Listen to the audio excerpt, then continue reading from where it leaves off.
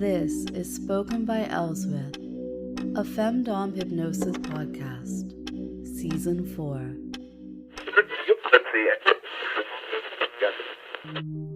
This is what you are going to do. Touch the fingertip of your left ring finger against the fingertip of your right ring finger.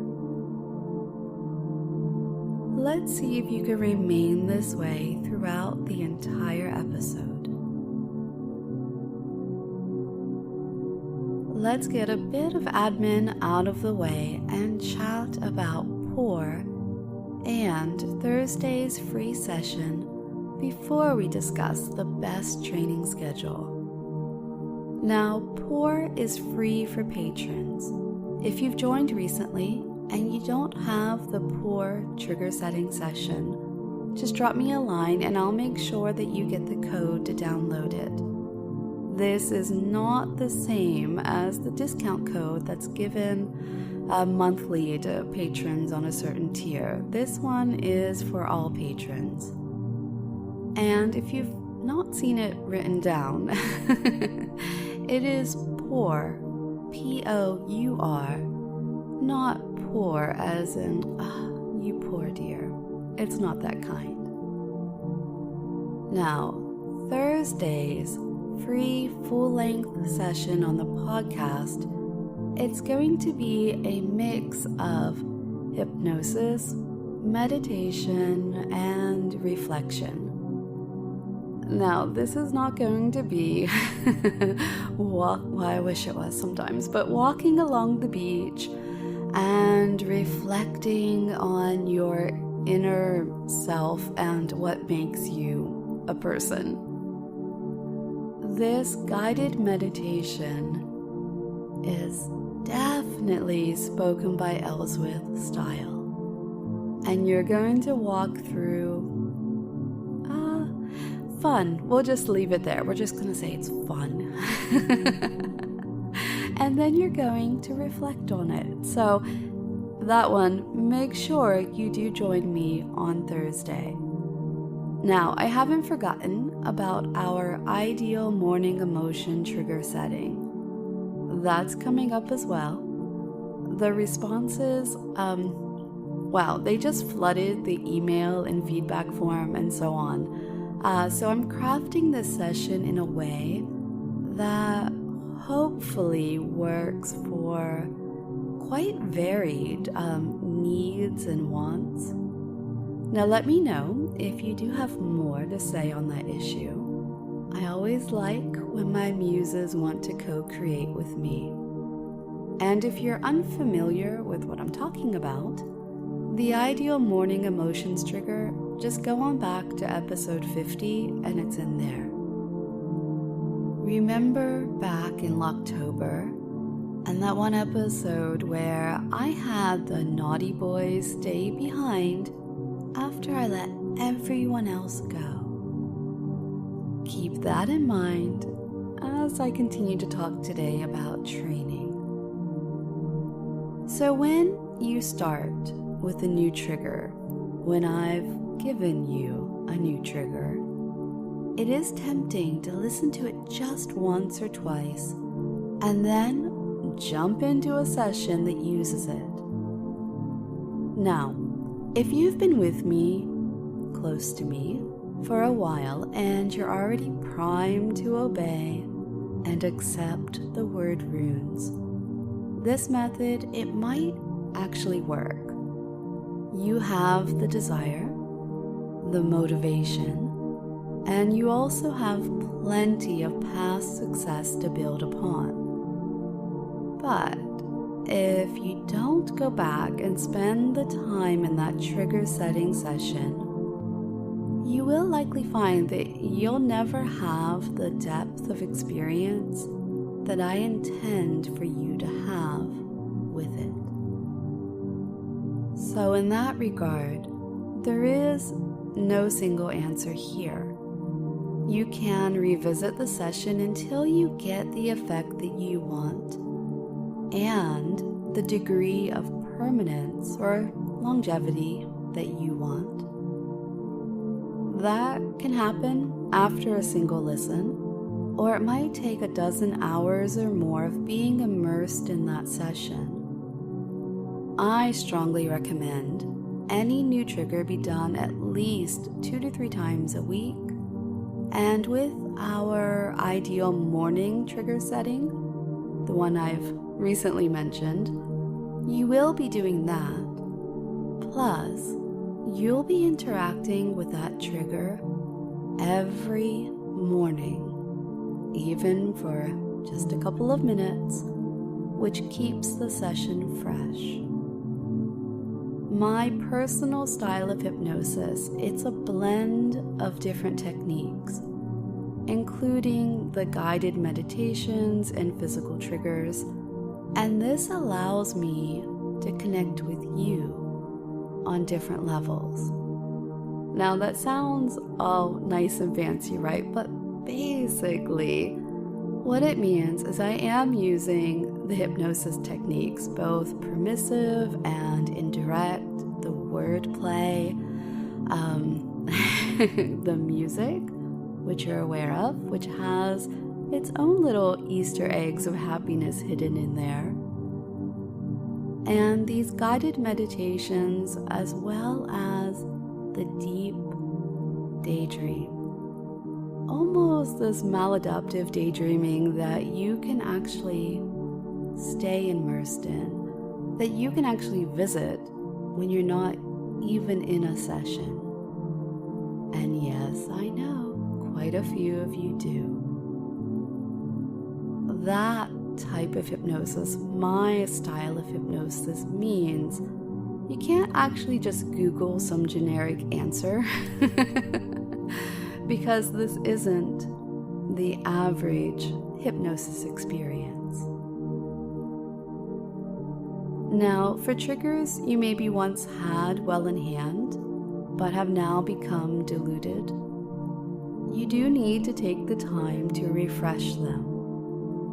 How long that takes will depend on a number of factors, including how often you listen, the nature of the suggestions, how open and resistant you are to the suggestions, how suggestible and decisive you are, and some personal idiosyncrasies in there. It will also depend strongly on real-life consequences of the suggestion. If they're positive, which, let's be honest, most of mine are, because even if it's fetish-related, I'm always encouraging you to be your genuine self, the one that I accept and the one that I adore. And because of that, their positive nature, they will tend to strengthen even if you don't dip back into that session. So, here is the best technique. Just listen until it sticks. You'll generally know when you've reached that point. And if it starts to wear off, then listen until it sticks again. That's the easiest method, albeit not quite the formulaic one that sometimes my rule follower craves, right? Suggestions become increasingly long-acting with each refresh until they're essentially permanent, which is to say that they remain in place unless dislodged by another suggestion or a strong experience. Next week, I'm diving into the idea of reinforcement sessions, and we'll be asking for your feedback. So keep today's episode in mind, mull it over, and you'll be ready to be my marvelous muse. I think of triggers much like I think of the positions used by some, not everybody, though you know I like them, in lifestyle or session-based BDSM, or just DS, whichever you prefer to put it. There's so many letters floating around, and there's so many different ways to label this, though I know you get my gist, right? I like these positions because they keep us submissive mentally and physically primed for, well, let's call it play. It works as a code between the top and bottom, and some positions, they give the bottom a place to be in, while they either build up anticipation or perhaps float in the feeling of subspace. The positions, they also give the top a breather or a chance to set up for the next activity. Or, and goodness knows I'm guilty of this one, just the time to admire some eye candy and enjoy the moment to the fullest. In a session where, say, we have been exploring the making and remaking of you, digging deeper into that shared headspace, and sweeping out the unnecessary or just sweeping it under the rug until later, polishing up those habits and traits that I want to be front and center. In that type of session, a trigger can be used in a way to set up for the next activity. And that is exactly why they need to be strong for you. That the reaction has to be crystal clear as if in everyday life, where the flogger and other toys are cleaned and put away and whatever costume or lingerie is now off, that much of a switch. Because in the hypno-kink life, it means maybe the mental work has concluded, and now you're my eternal suitor, and all the work set aside for pure physical pleasure.